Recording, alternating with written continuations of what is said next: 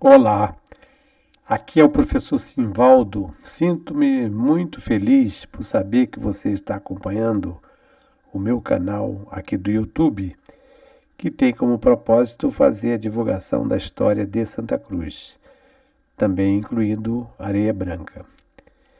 Ontem, durante a realização do 35º Passeio Ciclístico pelo Corredor Cultural de Santa Cruz, um evento que foi idealizado, criado e é coordenado pelo repórter fotográfico Reinaldo de Azevedo, acompanhou o passeio ciclístico juntamente com o amigo Claudinho do Som. E nós passamos pela Areia Branca e foi feita a seguinte pergunta: professor, qual é a origem desta denominação da Areia Branca? E recorrendo aqui ao historiador Benedito Freitas, no livro, terceiro volume da sua trilogia, ele tem um capítulo dedicado aos nossos bairros, Areia Branca. E o Benedito Freitas escreve: situado na extensa e baixa planície a sudoeste do centro urbano de Santa Cruz, encontra-se o popular arrabalde conhecido pelo significativo nome de Areia Branca. Sua denominação provém da apresentação superficial do seu solo, outrora abundantemente revestido de alva granulação em certos pontos tão densa que palmilhar a esmo seu volumoso dorso, sem ter enterrados os pés, era quase impossível. E o Benedito Freitas continua escrevendo, citando alguns geólogos, e inclusive o Alberto Lamego Filho, falando sobre as elevações da Baixada, quando destacadas da ossatura mestra da cordilheira, aí no caso aqui a Serra do Mar, revelam submersão do território em épocas geológicas não remotas. Baseadas nesta revelação, assegura-se que os morros da Faxina e da Guarda, esses morros da Sepetiba, foram pequenas ilhas em outros tempos. Ou seja, a origem da denominação Areia Branca estaria então relacionada com essa areia branca bem fininha que ainda foi encontrada em determinados tempos. Quer dizer, aí nós temos uma explicação geológica, tanto do Lamego Filho, como de outros geólogos que estudaram essa região aqui. Então, hoje, a postagem é sobre anotações para uma história de Areia Branca. Areia Branca já é um bairro, praticamente uma cidade. Se nós compararmos com pequenas cidades do interior, por exemplo, do estado do Rio de Janeiro, não tem dúvida de dizer que Areia Branca já tem característica quase de uma cidade. Capela de São Benedito, uma fotografia do Augusto Malta, que faz parte do acervo da Biblioteca Nacional. E ao lado, uma reprodução de uma foto que foi publicada no jornal do NOP, do Núcleo de Pesquisa Histórica, doada pelo Benedito Antônio José Maru. Então era uma capela, atualmente é uma paróquia. Na época, a capela de São Benedito, como a capela de São Pedro, lá em Sepetiba, e também de jesuítas, elas faziam parte da paróquia de Santa Cruz. Atualmente são paróquias distintas, tanto tem a paróquia de Santa Cruz, como tem a paróquia de São Pedro Sepetiba, como tem a paróquia da Areia Branca e tem a dos jesuítas. Então, a população foi crescendo e a arquidiocese foi subdividindo essas paróquias, essa região em diversas paróquias.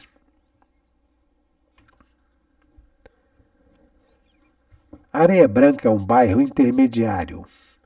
Está localizado no meio ou entre os extremos do centro de Santa Cruz, de Sepetiba e do Curral Falso. Não que a Areia Branca tenha dependido de Santa Cruz, de Sepetiba e do Curral Falso para alcançar seu atual desenvolvimento.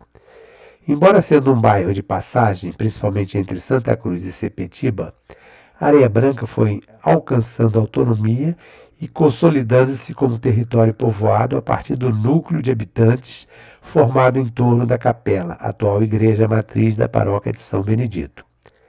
Claro que, sendo Areia Branca, enquanto território geográfico, denominado como bairro, a área faz parte de uma região mais extensa que em outros tempos era conhecida como Fazenda Jesuítica Real e Imperial de Santa Cruz. Então, se nós falarmos assim em Santa Cruz, nós vamos ver que Santa Cruz hoje estaria dividida em vários bairros. No mapa que tem aqui ao lado esquerdo, fiz questão de destacar que a área é ocupada pela Areia Branca, a estrada que vai sair em Sepetiba, que era o antigo caminho de Sepetiba, né? E as demais regiões aqui, região de Palmares. Então essa parte de Areia Branca fica exatamente aqui entre Sepetiba, o centro de Santa Cruz e o Curral Falso, que eram as 3 entradas principais de Santa Cruz.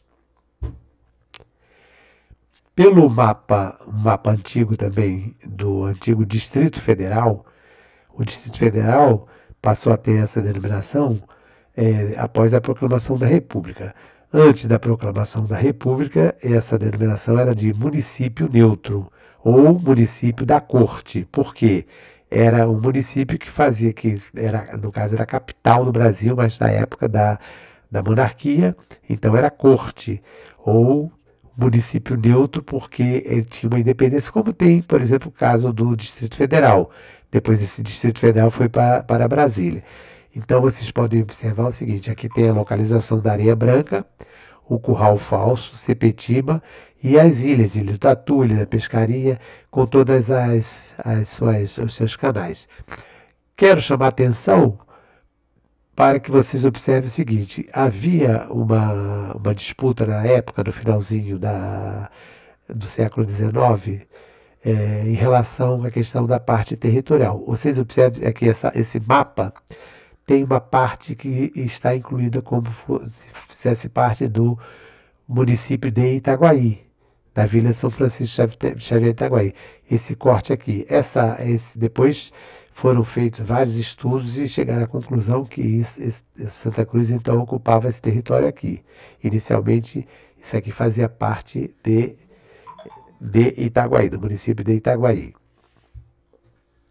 Magalhães Correia escreveu sobre a localização da Areia Branca, referindo-se ao Morro do Cafezal. A seguir, vai encontrar a igreja de São Benedito, à direita, recebendo antes uma estrada reta e pouco depois da igreja outra rua São Benedito, tendo na esquina uma pilastra com bica d'água. No número 448 da mesma Avenida Areia Branca está localizada a Escola Municipal, na época 1425, Escola Municipal Tenente Renato César, é o nome atual dessa escola, com 4 salas de aula funcionando em 2 turnos para a frequência de 320 alunos. Então, esse texto eu copiei do livro A Margem, foram artigos que saíram no jornal Correio da Manhã, titulado Margem do Sertão Carioca.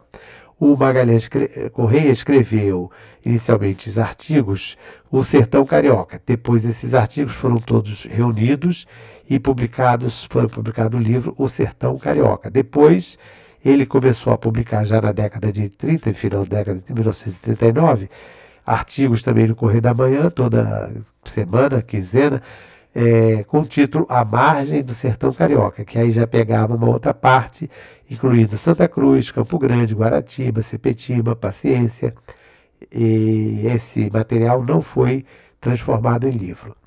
Aqui eu fiz um destaque mostrando a área ocupada pelo bairro da Areia Branca, né, que pega, aqui no caso Santa Cruz, o campo de São José.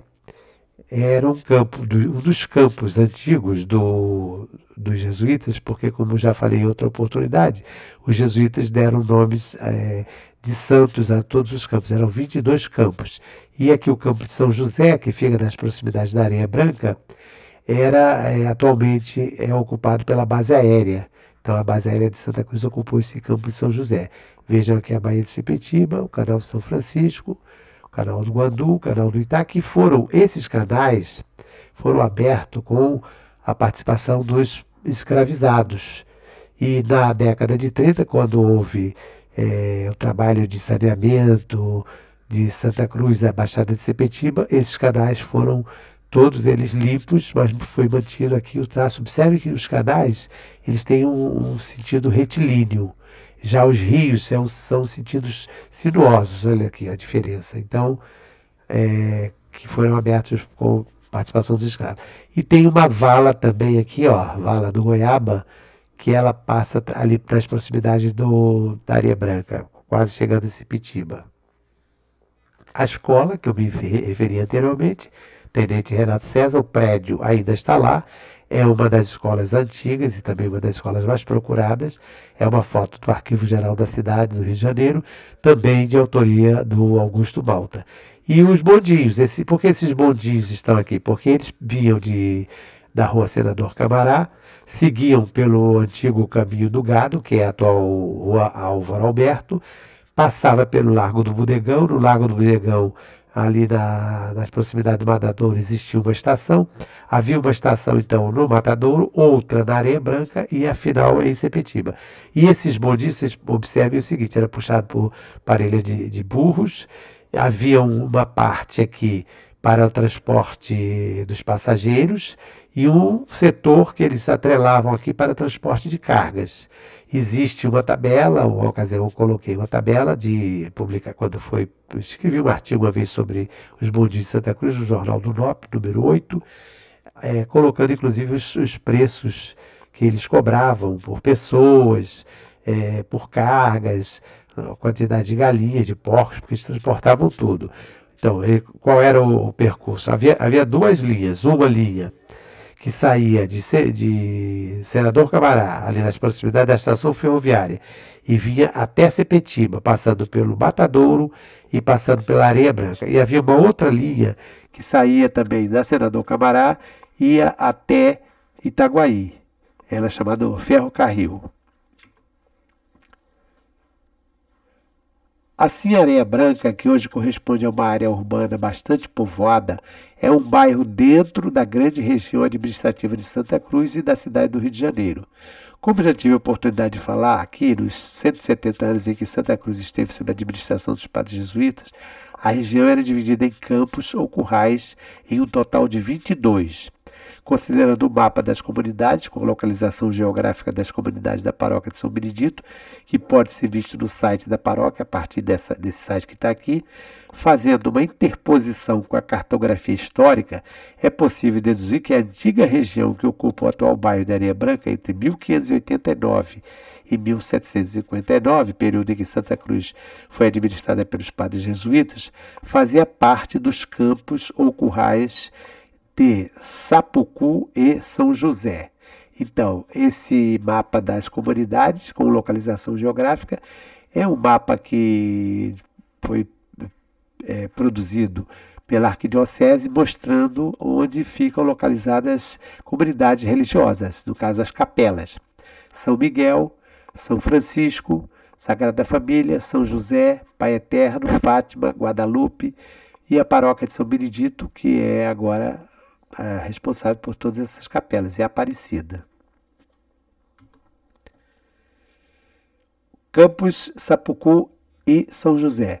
O campo de Sapucu, pelos mapas antigos, ficava localizado na extensa área de baixada com muitos alagadiços, nas proximidades da atual estrada Vitor Dumas, em direção a Sepetiba, até o Largo do Arão. Eu costumo fazer caminhadas pela estrada Vitor Dumas e nesses períodos chuvosos, hoje, por exemplo, segunda-feira, choveu muito aqui em Santa Cruz, tem uma área que já fica alagadiça, porque as avenidas, as ruas transversais, elas são baixas, quase no mesmo nível do mar. Já o curral ou campo de São José, que se limitava com o campo de Sapucu, abrangia toda a região do atual caminho do Zepeli, terrenos ocupados pelo antigo Matadouro e a base aérea de Santa Cruz, também em direção a Sepetiba.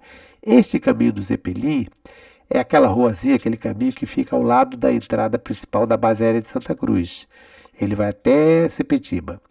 Ambos os currais e campos, o Sapucu e São José, que hoje corresponde ao território do bairro da Areia Branca, eram cortados por canais e valas e possuiu inúmeros banhados, até mesmo com partes pantanosas cobertas de vegetação, sendo um excelente habitat para a procriação de jacarés, pequenos mamíferos roedores e diversificada quantidade de pássaros.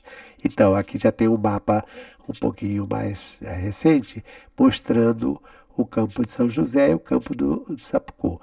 E aqui a área de Sepetiba. Então, essa área daqui era uma área muito alagadiça. Tanto que quando foi construído o hangar do Zeppelin, nessa área daqui do campo de São José, segundo informações que eu obtive, inclusive com o seu Bonzinho, foi preciso que fizesse escavações de cerca de 35 metros de profundidade para que o estaqueamento, as estacas pudessem ter segurança, tendo em vista a região ser muito pantanosa e muito alagadiça.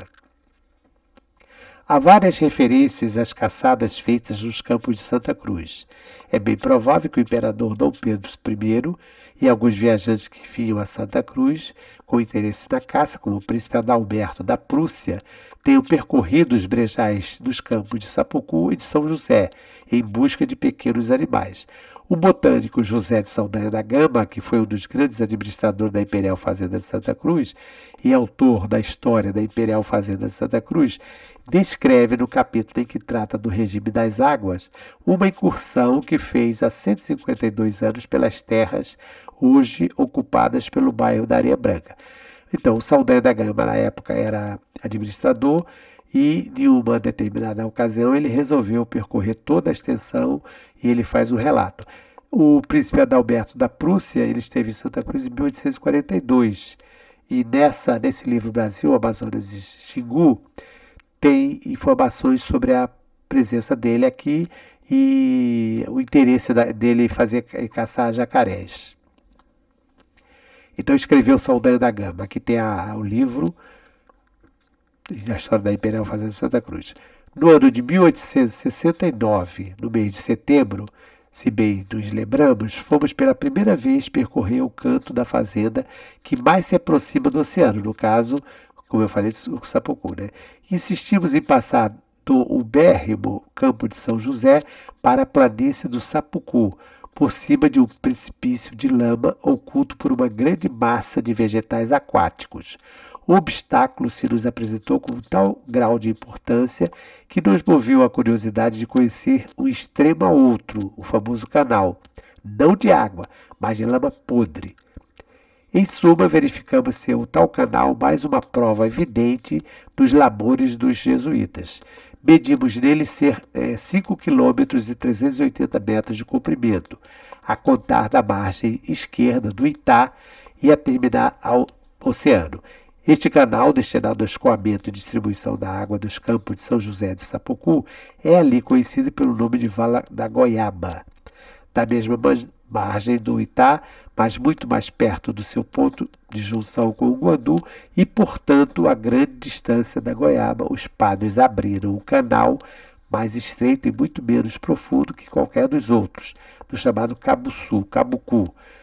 Cambucu, para benefício da planície de São Marcos, dos pastos do Curral Falso, etc. Então pararam aí.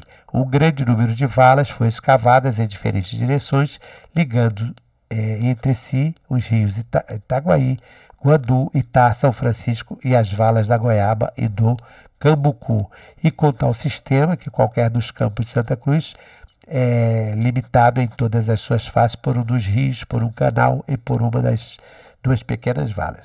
Vejam aqui que o José de Saldanha da Gama, nesse trecho aqui do texto da História da Imperial Fazenda de Santa Cruz, ele faz um resumo, praticamente um resumo de o que os jesuítas fizeram e por que foi importante esse trabalho. E depois, quando fica de lado, fica esquecido, vamos ter os problemas, como eu falei no caso daquela postagem sobre a Baixada de Sepetiba. Eram canais, eram valas, todas elas cortadas, aqui vocês podem observar, olha, todas elas cortadas, levando a correnteza para Sepetiba, exatamente para evitar que ocorressem as enchentes, para manter o local com esgotamento e também possibilitando a drenagem. Também o imperador Dom Pedro II, no texto de sua autoria intitulado Passeio a Santa Cruz, no diário referente ao mês de dezembro de 1860, quer dizer, 9 anos antes de José Saldanha da Gama, refere-se à sua passagem por campos e currais que hoje fazem parte da área geográfica do bairro da Areia Branca. Escreveu o imperador Dom Pedro II. No curral de São José, montei a cavalo e fui ver esse campo limitado pelo aterrado de Itaguaí, Vale do Itu, praia e estrada de Sepetiba e matos do Curral Falso. No princípio do campo, a bela relva, mas depois aparecem grandes espaços em que apenas vi gramado. Tem-se feito muitas valas, como mostra a nota junta, parecendo-me todas as que vi em diversos campos e que se abriram no tempo do Garcia. O Garcia foi um dos administradores. Pouco profundas, e este campo, assim como o de São Marcos, que atravessa o aterrado para o curtume e foi reservado para o gado da fazenda, é o mais seco da fazenda e, portanto, de melhor pasto. Havia uma parte mais seca, e outra parte mais úmida. Então, existem documentos falando sobre a intenção exatamente da parte mais úmida, onde eles se preocupavam em fazer as plantações, e a parte mais seca para a criação do gado. Segui até as valas do Goiaba do Sapucu e, voltando ao curral, assisti ao laçar de um belo touro branco da fazenda, da qual havia mais 8 com outro gado, vacum, de particulares apenas para a tranquilidade dos touros. Depois de derrubado e preso, o touro armaram 2 paus, um com um pelego coroado de um chapéu e outro com um boneco vestido de encarnado, solto o touro, lançou logo por terra o primeiro pau e foi ao boneco que atirou no chão, jogando-o depois dos ares. Provavelmente foi uma demonstração que fizeram para o imperador. Aqui tem a fotografia do imperador, o retrato dele, né? E a capa do CD-ROM, que tem os diários do imperador. O historiador santacruzense Benedito Freitas também escreveu sobre a história da Areia Branca. No último capítulo do seu 3º volume, dedicado ao Império, intitulado Nossos Bairros, que eu fiz referência lá na frente, Benedito escreveu sobre a localização geográfica do bairro, acrescentando que a denominação Areia Branca provém da apresentação superficial do seu solo, outrora abundantemente revestido de alva granulação em certos pontos tão densa que palmilhar a esmo seu volumoso dorso, sem ter enterrado os pés, era quase impossível. Fiz a leitura desse texto anteriormente. E, segundo Benedito Freitas, o morador de nome Miguel Monteiro fez promessa a São Benedito, intercedendo ao santo, que evitasse a propagação da doença, comprometendo-se, no caso aqui a varíola, né? Uma solene ladainha em seu louvor. Assim, a partir das rezas e outras celebrações religiosas, logo surgiram outros moradores que propuseram a construção de uma capela em devoção a São Benedito. Por que o Benedito Freitas está falando? Ele está referindo aqui uma citação, no caso, que foi criado um pequeno lazareto nas proximidades da atual igreja de São Benedito, né? Por iniciativa do Dr. Júlio César de Mello, visando isolar os doentes e assim evitar o grande contágio de varíola, doença de origem viral, caracterizada por febre, dor no corpo, vômitos e lesões cutâneas. A igreja de São Benedito, no desenho Bico de Pena, de autoria do Magalhães Corrêa, porque o Magalhães Corrêa escrevia, fazia os seus mapas, as suas cartas e também fazia os seus desenhos. A capelinha foi inaugurada em 1894 e participaram da comissão para sua construção, além de Miguel Monteiro, Bernardino Fonseca, Lourenço José de Mello, Manuel dos Prazeres, Manuel Dias Cardoso, Felipe Cardoso, Cândido Basílio Cardoso Filho, Francisco Basílio do Couto Reis, João Carlos da Silva, Manuel da Costa Araújo, entre outros, sendo encarregado da direção das obras o senhor José Alves Marques e Domingos Alves. Tudo indica que o número de fiéis tenha aumentado progressivamente. Logo após a sua inauguração, Ainda segundo Benedito Freitas, já em 1898 eram realizadas obras de ampliação que se repetiram em 1901 e 1902. Por esta época e nas 3 décadas seguintes, as festas de devoção ao santo padroeiro do bairro São Benedito vão se tornando cada vez mais frequentes, concorridas e famosas.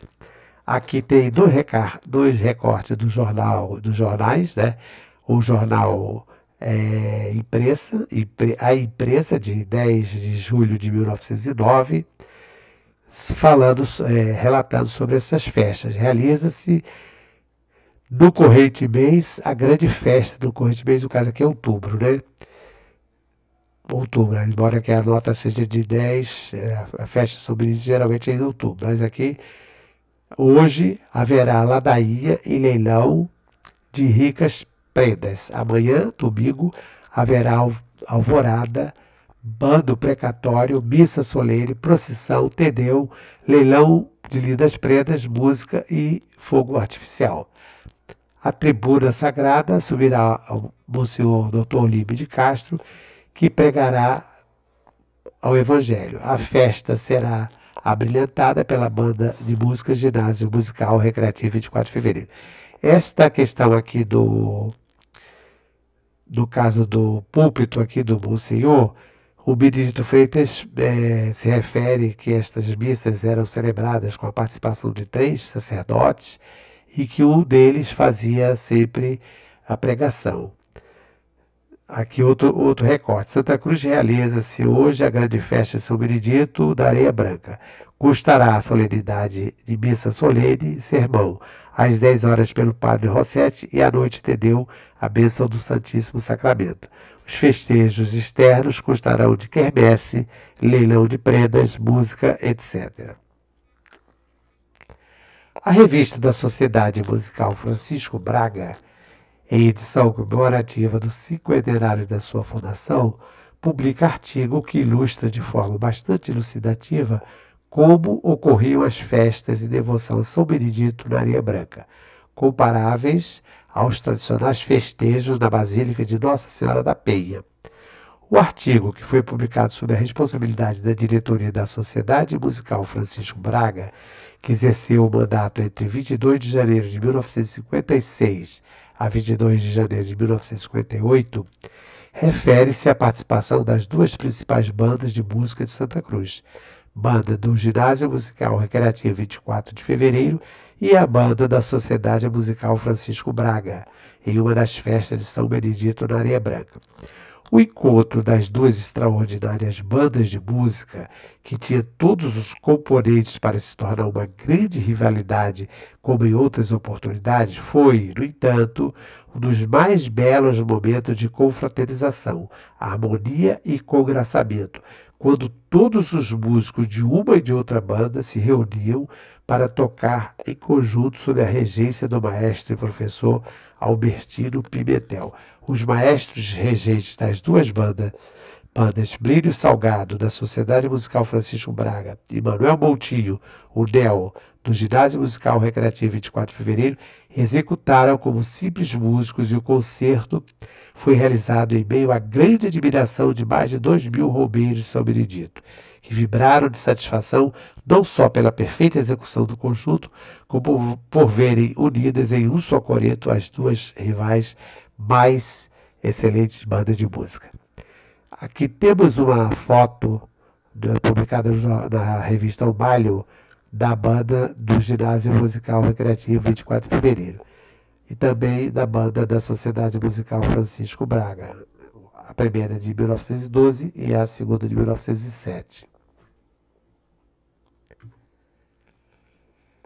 Também escrevendo sobre os festejos de São Benedito, Magalhães Correia, na série de artigos intitulados A Margem do Sertão Carioca, de 21 de maio de 1939, cita: são célebres os festejos sertanejos, principalmente nos dias do seu padroeiro São Benedito, promovidos pela Irmandade. São armadas barraquinhas, coretos, mastro decorado de folhagem e frutas, encimado pela imagem do santo, folhagem pelo chão, bandeirolas enfileiradas, com barbante pelos ares em todas as direções, pela manhã, missa solene na igreja, foguetes, espocar e banda de música a tocar. À tarde, procissão, e a seguir começam os festejos populares.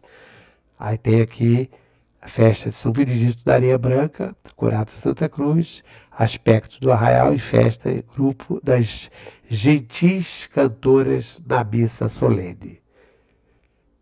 Imagina que a igreja, como era, né? Tinha um coreto também ali ao lado.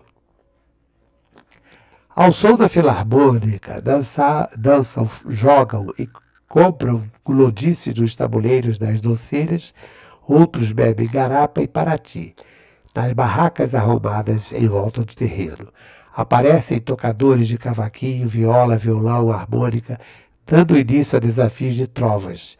Em outras rodas sambam, batucam, no enervante rodopio em que mulatas cheirosas com vestido de seda, lenço ao pescoço e flor ao cabelo se desmancham em cortesia. E o caboclo de cabeleira luzidia, lenço de cor ao pescoço, camisa de fantasia, casaco escuro, calça branca e calçado, traz uma florzinha à lapela, ansioso à espera, o apregoado leiloeiro gaiato, para arrematar a prenda destinada à sua escolhida ou preferida presente à festa. A luta de lances, muitas vezes superior ao valor da prenda, mas entre risotas, gargalhadas e troça, vão pagando tudo para São Benedito que os protegerá na certa. Em tudo isso há um encanto ingênuo, puro e sadio, que não se encontra nas festas populares dos grandes centros. Terminada a festa, retiram-se os romeiros a cavalo, em carroça ou a pé, pelas estradas afora em demanda de seus lares próximos, ou em sítios distantes por tenebrosos caminhos rurais, no momento movimentados pelos grupos. Essa informação é do Alberto Lima.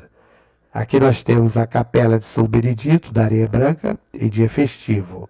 As indumentárias dos adultos e crianças de ambos os sexos nos convidam a uma reflexão especial. Foto obtida em 18 de julho de 1926, foi cedida ao NOP por Silvio Ferreira da Costa. Aqui eu me referi a essa nota que eu acabei de ler, ao Magalhães Correia, retificando aqui, Magalhães Correia. Nos acervos da Biblioteca Digital da Fundação Biblioteca Nacional, há diversas notas publicadas em revistas e jornais anunciando, descrevendo o sucesso da festa de devoção de São Benedito da Areia Branca. O professor e geógrafo Afonso Várzea, em artigo publicado na revista Brasil Açucareiro, outubro de 1944, com o título de O Último Rapadureiro Carioca, escreve sobre Francisco Teixeira da Cunha, o Chico Teixeira, que produzia rapadura, chegando a fabricar entre 200 a 300 rapaduras por dia, que eram vendidas na forma por R$ 400 cada tijolo. E tem aqui o seu Francisco Teixeira, o Chico Teixeira, né, chamado pelo Afonso Várzea de Último Rapadureiro, junto com a neta, na fabricação de rapadura, e esse engenho dele ficava exatamente nas proximidades ali do Arão, um pouquinho depois da Areia Branca. A engenhoca do Teixeira, que ficava em um pequeno sítio localizado na Avenida Areia Branca, era conhecida por todos os moradores do bairro e também é citada pelo historiador Benedito Freitas, mencionando os bons tempos em que se comprava à porta das residências o alvíssimo beiju, a apetitosa pamonha, o delicioso melado, a boa farinha da roça torrada, a preferidíssima rapadura, regalo da garotada. Era a indústria da rapadura bastante desenvolvida no interior da cidade, há 200 anos, chamada de Recôncavo, do Rio de Janeiro. Continuação da reportagem, escrita pelo Afonso Várzea. O Afonso Várzea era professor de geografia e também fazia questão de registrar todos os pontos, né? Aqui mostrando a residência do último rapadureiro carioca na estrada da Areia Branca, seu Chico Teixeira. Mostrando a moeda, Benedito Freitas ainda lembra que Santa Cruz possui muitas engenhocas no Piauí, no Furado, na Areia Branca, Dumas, etc. A Areia Branca sobreviveu com suas engenhocas até recentemente, com a existência do popular Chico Teixeira, conhecido fabricante de rapaduras. Francisco Teixeira da Cunha, deixando de fabricar rapadura desde 1944. Chico Teixeira foi o derradeiro representante da sua laboriosa classe, encerrando suas atividades. Hoje, o bairro da Areia Branca é reconhecido pelo seu pujante desenvolvimento, com uma população numericamente superior à de alguns municípios brasileiros. Há ótimos colégios, creches, escolas, comércio diversificado, postos de saúde, pavimentação, boa parte das praças, ruas e avenidas do seu território e igrejas que atendem todos os credos. Tem aqui na Areia Branca, nas proximidades lá da Praça da Areia Branca, o CIEP Mário de Andrade, que é uma unidade escolar do Estado, do ensino médio, a Escola Vitor Dumas, que também tem o ensino fundamental e ensino médio, Ronald Carvalho, que é uma escola municipal pública do primeiro segmento, a Escola Cesário e outros estabelecimentos. Uma foto que eu fiz do CEP Mário de Andrade durante uma caminhada, eu passo ali na Vitor Dumas, aproveitei e fiz essa fotografia. Areia Branca possui excelentes colégios e escolas, tanto públicas como particulares. Aí cito aqui a Escola Municipal Tenente Renato César, a Escola Municipal Bento da Barão Coutinho. Sob o ponto de vista desportivo, social e cultural, é indispensável citar a iniciativa do repórter fotográfico Reinaldo Azevedo, que há mais de 30 anos vem organizando, promovendo e realizando passeios ciclísticos em todo o bairro de Santa Cruz, com início na Areia Branca. Ontem nós tivemos um passeio organizado pelo Reinaldo, que aparece aqui, com início no shopping. O Reinaldo é um devoto de São Benedito e tem por objetivo fazer esses passeios ciclistas. Tem a questão cultural, tem o lado esportivo, filantrópico e também de promoção à saúde. Ontem, por exemplo, as camisetas foram abertas 200 inscrições. Quem quiser se inscrever teria que fazer a doação de 1 quilo de arroz e 1 quilo de feijão para receber a camiseta e ter direito de participar, inclusive de poder entrar na área da base aérea de Santa Cruz. E o Reinaldo fez a escolha da camiseta de cor rosa para lembrar o mês de outubro, Outubro Rosa. É uma campanha, né, de combate ao câncer da mama. E aí também tem esse aspecto de educação da população. Os passeios ciclistas de Santa Cruz, que reúne pelo menos 2 vezes ao ano, atualmente são 4 passeios. São 4 sessões.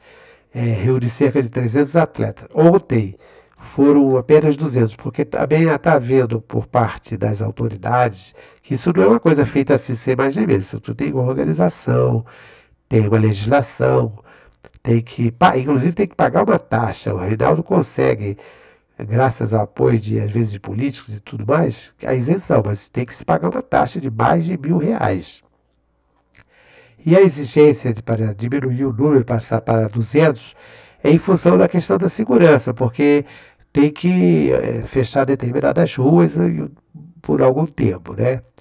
Então, esses objetivos são educacionais, culturais, esportivos, reconhecimento, identificação, valorização e preservação do patrimônio histórico, pois os percursos sempre incluem a passagem e paradas em locais de relevância para a história local e monumentos. Porque o nome do evento é passeio ciclístico pelo corredor cultural. Aqui, esse banner que eu coloquei está no 30º passeio, mas o de ontem, que eu tive o prazer de participar, foi o 35º, e são 30 quilômetros de bicicleta. O CEPAB, Orgulho da Areia Branca. Aqui tem o CEPAB, que é o curso preparatório da Areia Branca, né, com o professor Leonardo Dias, que é o diretor, E esse curso ele merece nossos aplausos, porque o professor Léo é um vitorioso. É um CEPAB com metodologia diferenciada, conteúdo atualizado, aulas teóricas com resolução de todos os exercícios, vem marcando a diferença positiva no Rio de Janeiro e no Brasil. Com muitos candidatos que se inscrevem para os cursos preparatórios, para as academias militares e cursos de formação de oficiais, e com vários alunos já aprovados, inclusive comprovadamente, porque o Léo, professor Leonardo, que é o professor de História, meu colega de História, trabalhamos juntos também na Escola Joaquim da Silva Gomes, ele faz questão de prestigiar nas solenidades de formatura, depois tem fotografias, é um trabalho realmente que merece nossos aplausos, do professor Léo e do CEPAB da Areia Branca. Inaugurada em 5 de outubro de 2012, a biblioteca e sala de leitura da paróquia de São Benedito da Areia Branca é um ótimo local para estudos relacionados às questões religiosas e pode ser frequentada por todos que estejam interessados no aprofundamento das questões relacionadas à fé. Quem quiser obter mais informações poderá buscar aqui no site. Então, é a biblioteca da São Benedito. Igrejas dos diversos credos estão presentes no bairro da Areia Branca. Não apenas a Igreja Católica, mas tem também algumas igrejas evangélicas, Congregação Cristã do Brasil, tem Assembleia, tem várias igrejas também da Areia Branca. Avenida Engenheiro Gastão Rangel, um dos principais acessos ao bairro da Areia Branca. Esta avenida também já está muito movimentada, tem um comércio bem diversificado. Enfim, como eu disse, a Areia Branca hoje é quase uma cidade. Observem pelas lojas, são muitas lojas. Também tem o centro de saúde. Aqui, ampliação daquela foto da festa, realizada lá na Areia Branca. A Irmandade de São Benedito. Divulgação da festa, sempre bastante divulgada. A Igreja da Paróquia de São Benedito, 1º de abril de 2021, vista lateral. Capela, em 1939. Informações também sobre a festa. Agora, a fachada da paróquia, atualmente, né? E a programação diversa, programação em vários momentos das festas religiosas.